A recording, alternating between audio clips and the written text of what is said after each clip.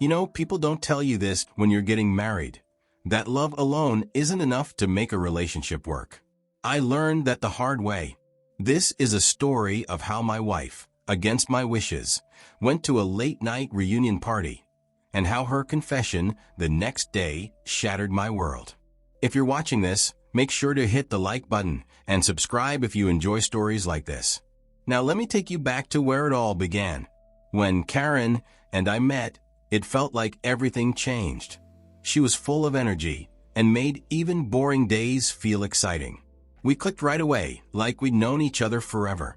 I couldn't get enough of her, and she seemed to feel the same about me. We spent all our time together. I'd skip hanging out with friends just to be with her.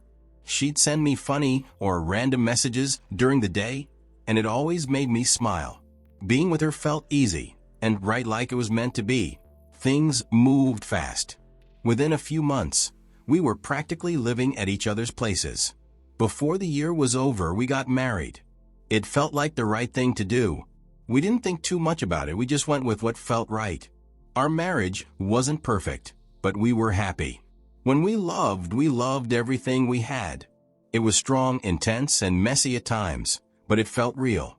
But here's the thing about passion. It burns hot, and sometimes it burns out. At first, the arguments were stupid. We'd fight over who forgot to take out the trash or what movie to watch. Little things. Dumb things. But over time, the fights got worse. Bigger. We were yelling about money, about where we were going in life, about everything. There came a point where fighting became as normal as breathing. I'd wake up every morning bracing myself for the next blow-up. But no matter how bad it got, I couldn't stop loving her. I don't even know why. Maybe because I thought love was supposed to be hard.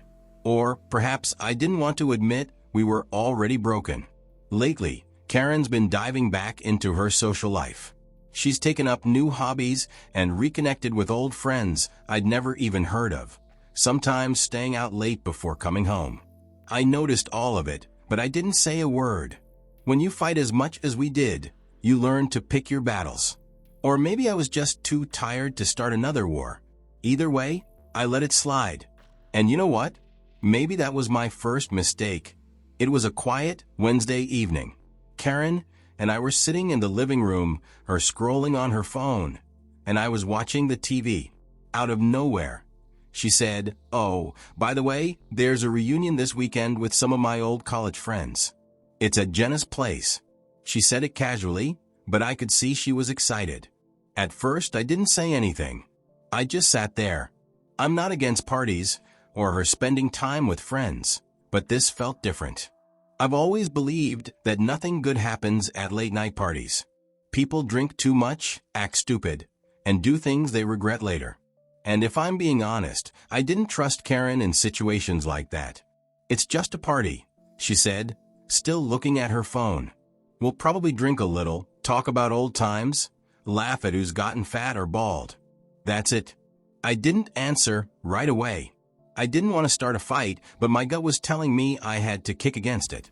Finally, I said, "Do you really think it's a good idea?" She stopped scrolling and looked at me. "What's that supposed to mean?" I took a deep breath and tried to explain myself. "I just think you're married now. These late-night things, it's not the same anymore." She laughed. "What's not the same about it? They're my friends, Josh. It's not like I'm sneaking off to meet someone." That stung. "I'm not saying that. But these parties, things happen. People drink too much and talk too much. It's easy for lines to get crossed." Her face changed, and I could see she was getting angry. "So, you don't trust me? That's what this is about, isn't it?" I didn't know how to answer. If I said yes, I'd be accusing her of something she hadn't done. If I said no, I'd be lying. So I told the truth. "I don't know. Maybe I don't. Not in situations like this." I knew as soon as I said it that it was the wrong thing to say. Her voice got louder, and her words came faster. "You're unbelievable. I'm not a child, Josh. I don't need your permission to go out." The argument got worse from there. I tried to explain that I wasn't trying to control her. I just didn't feel comfortable with her going. But she wasn't listening to me, and honestly, I wasn't really listening to her either. We were both just shouting, trying to win. Finally, in the heat of the moment, I said, "Fine, go. But if you do, don't bother coming back. I'm done." She froze for a second. Then she shook her head and grabbed the remote.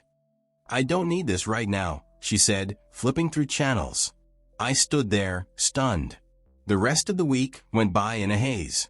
I woke up, went to work, came home, and went to bed just to do it all over again the next day. I didn't even think about what I was doing half the time. It was just automatic. I'd stare at my computer at work for hours, pretending to focus, but my mind kept drifting back to Karen and the fight we'd had about the party. At home, things weren't much better.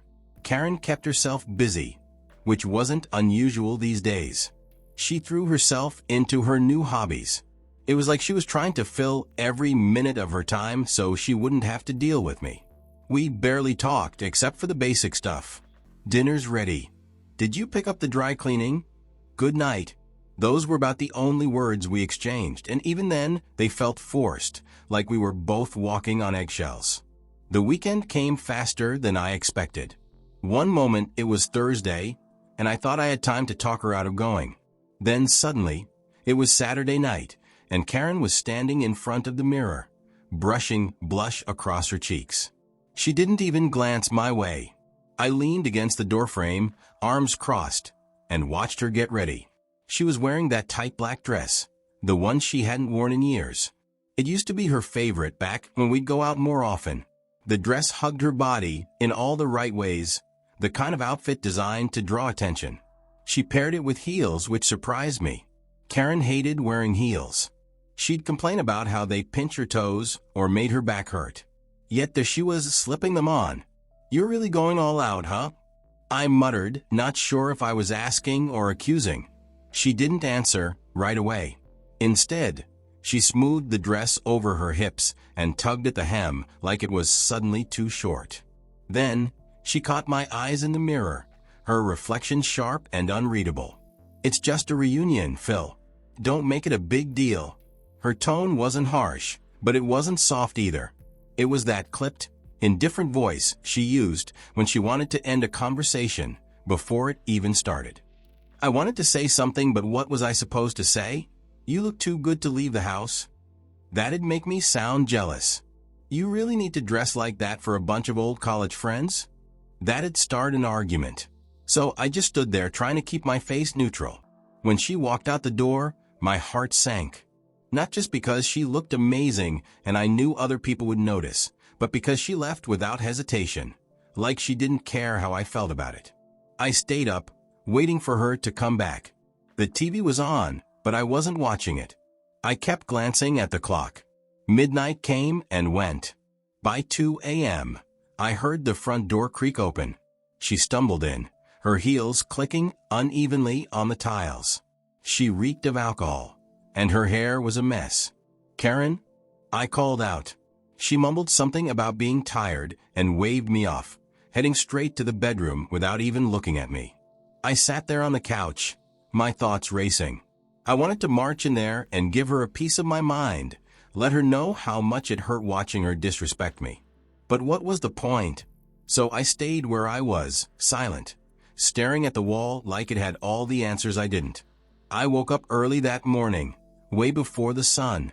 The house was quiet. I just sat there on the edge of the bed, staring at the suitcase. This wasn't the first time I'd thought about leaving. It wasn't even the first time I'd packed a bag. But this time felt different. I was tired of the fights, tired of feeling disrespected, tired of waiting for Karen to care as much as I did.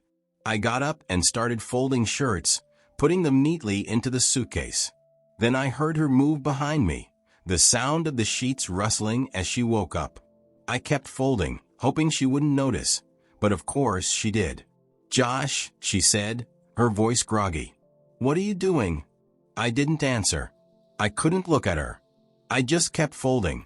She sat up, and I could feel her staring at me, trying to figure it out. Then, like a switch flipped, her voice changed. She sounded panicked. "Wait," she said, getting out of bed. "Josh, stop. please don't do this. I didn't stop. My hands were shaking, but I kept going. Shirt after shirt. Then she grabbed my arm. Josh, talk to me, she said, her voice breaking. Please. That's when she said it. I shouldn't have gone. I regretted it the second I got there. I froze, my hand still holding a folded shirt. I wasn't expecting that. Honestly, I didn't know what to expect, an argument, an excuse, but not that. She sat down on the bed, her head in her hands, and started crying. Not loud or dramatic, just quiet tears, the kind you try to hold back but can't. And then she started talking. She told me the party wasn't what she thought it would be. She said her friends pressured her all night, made her try weird, gross foods, and pushed her into games that crossed every line of decency. And the conversations? She said they were awful, full of things she didn't want to hear or be part of. I felt trapped, she said. I couldn't leave without looking weak or boring. She looked up at me, tears streaming down her face. I didn't mean for it to go this way, she said. I just wanted to feel like myself again. That line stuck with me. I just wanted to feel like myself again. I stood there, looking at her, trying to feel something. Anger, sadness, sympathy, anything.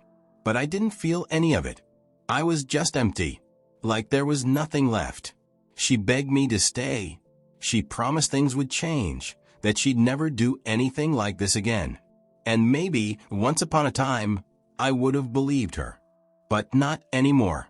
I zipped up my suitcase, ignoring her pleas. She grabbed my arm again, tighter this time, but I gently pulled away. Josh, please, she whispered. I looked at her one last time, not angry, not yelling, just sad. Sad because I knew it was over. Sad because I'd loved her. But that love wasn't enough anymore. I walked out the door. I don't know if leaving was the right choice. Maybe I'll regret it tomorrow, or maybe not. All I know is that I couldn't stay, not like this. The constant disrespect, the fights over things that didn't matter, but somehow meant everything. The way we always seemed to be on opposite sides. It was eating me alive. Separating felt like the only way to stop the toxicity before it drowned us both. I kept thinking, maybe this is the first step to fixing things. Or maybe it's the first step to ending them for good. I don't know yet. Right now, I just need space to think, to breathe, to figure out who I am without the constant noise of our arguments ringing in my ears. If I can't bear the pain of being apart, maybe I'll find a way to forgive her, to rebuild. But if the distance makes it clearer that we're better off apart, then maybe I'll end it legally. Not today, not tomorrow, but someday, if that's what it takes. I can't tell if I'm being brave or if I'm just running away from my problems. I can't tell if I'm protecting myself or giving up too soon. And that's where I need you. Yeah, you watching this right now. What would you do if you were in my shoes? If the person you love is also the person who's tearing you apart, how do you decide whether to fight for it or walk away? I'm driving to nowhere right now. Just the open road, my thoughts, and this unbearable heaviness sitting on my chest. Maybe you can help me see what I can't. So, what would you do? Would you stay, try to fix it, and risk losing yourself in the process? Or would you leave, knowing that letting go might mean losing something you'll never get back? Tell me. I want to know, because honestly, I don't have the answers. And right now, I don't even know if I want to find them. Love isn't supposed to feel this heavy, right? Or maybe it is, and I just wasn't strong enough to carry it. Either way, I might need to let go. For her. For me. For both of us.